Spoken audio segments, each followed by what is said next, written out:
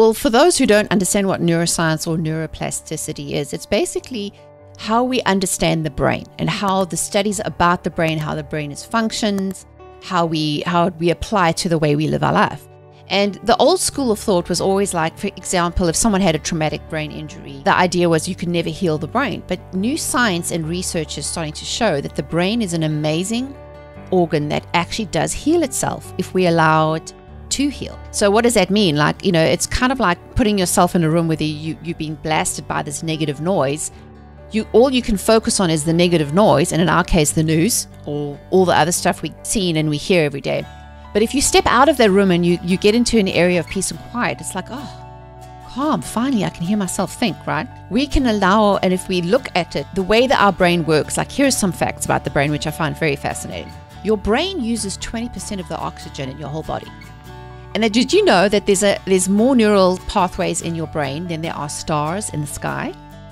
Just think about that. We think about the universe and we just look up at the stars at night. You think, wow, that's so many.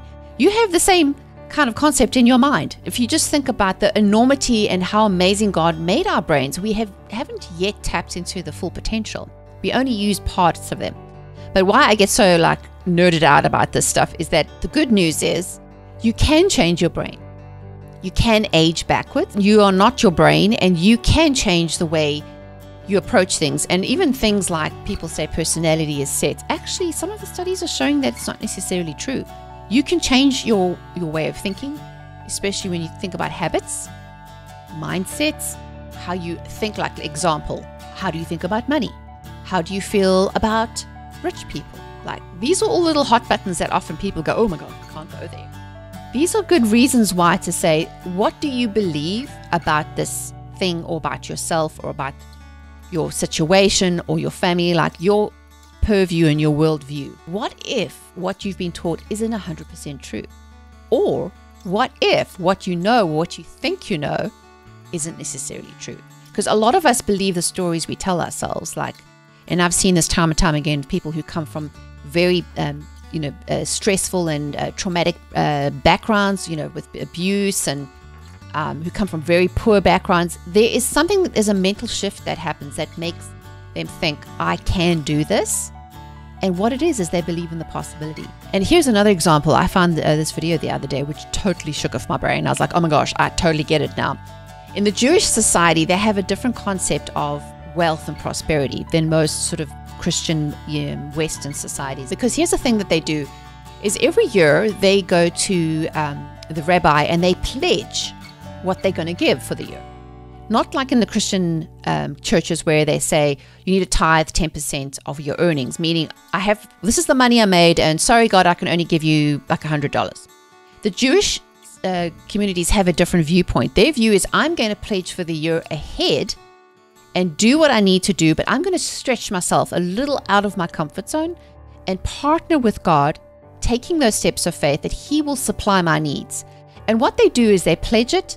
They know they've made the promise, but now they don't focus on what they don't have. They focus on what they need to do to achieve it. So if you just think about that for a minute, that changes your whole mindset, your approach to living, and how you look at productivity, right? Instead of looking at it in retrospect, like, oh, I can't afford to do this because I didn't earn the money today. What if we flipped our minds about looking to the future of what we wanted to do and started to live up to our own expectations of what we've pledged for ourselves, our lives, our business, and our giving? And that will be like a total mind shift in your approach, because once you know, okay, I've made this agreement, I'm going to do it, you're going to do whatever it takes to make it happen, right? But what we've been told is, oh no, you're broken, you can't do that, shame, shame, stay in a corner, so you never try. So what if we just took that away and just said, there are no limitations. You can achieve whatever you want to. And this is where the Bible comes true, right? I can do all things through Christ who strengthens me. And what that means is I partner with God, so He is made known and He is made strong in my weakness. Because it's only when I totally let go and say, okay, God, I don't know how to make this happen, but I'm going to do the things that I can do. You're going to come to the party and do your things. Then He's like, great, now we can do something. So just allowing yourself that concept and that mindset shift will totally transform the way that you approach things, and not to see yourself in a situation of lack or scarcity, and realize that God's word is true. I can do all things through Christ who strengthens me. It goes beyond positive thinking and positive affirmations and vision boards. That's cute, but that's not necessarily going to get you there. It's action, right? So in the Jewish community, they pledge the money, then they know their responsibility is to show up every day, do the work, do what they need to. But here's the kicker. They've given the result to God. They've kind of made that shift of I'm doing my thing and it's up to God to multiply, just like with the loaves and fishes. So as I said, the Bible has all these stories there already. We just have to realize that that is actually true. And it's just making that mental shift to align ourselves in God's plan so we can walk out our purpose according to his plan. When you're typing on things, you're using another part of your brain, which is more like getting your ideas down. But when you're writing, it's something about that happens in the brain that slows you down, where you have to, if you remember, like writing always feels half speed to typing because you're allowing your thoughts and your processing to catch up. Where when we're typing, and I'm the same way. Like when I'm typing something, but I'm already thinking of the next thing and the next thing and the next thing, and we just get into this habit. But if you really want to slow down and to know what you're actually thinking, is to write it down. And that way then it's forcing the speed to slow down, and it's forcing you to make sense of what you're writing. Because my mom can do this, but not many of us can write shorthand. And it used to be, back in the 70s and 80s when secretaries had to learn shorthand, it was useful. Nowadays, we just type things or we voice to text, and because it's this whole speed of got to do. But sometimes speed isn't going to get us there. We actually need to slow down to speed up. And what that means is slowing down enough. You're in the car to see the signs on the road. So if you're going 100 miles an hour and there's an exit sign coming, and if you're going too fast, you're going to miss the exit.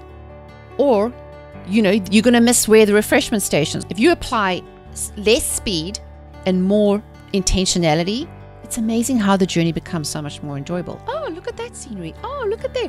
All of a sudden, you see things you miss. So again, and I invite you, give yourself the time.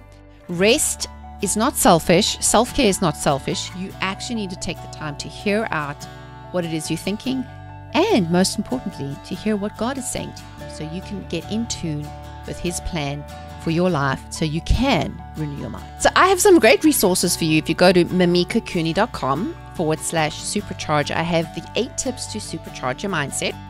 And also on my website, I have a podcast you can subscribe to. I regularly put out information in podcast episodes. And I have a tab that actually has articles and resources. So if you want to learn a little bit more about how rewiring the brain, how to unstick your mind, all this good stuff, definitely connect with me online.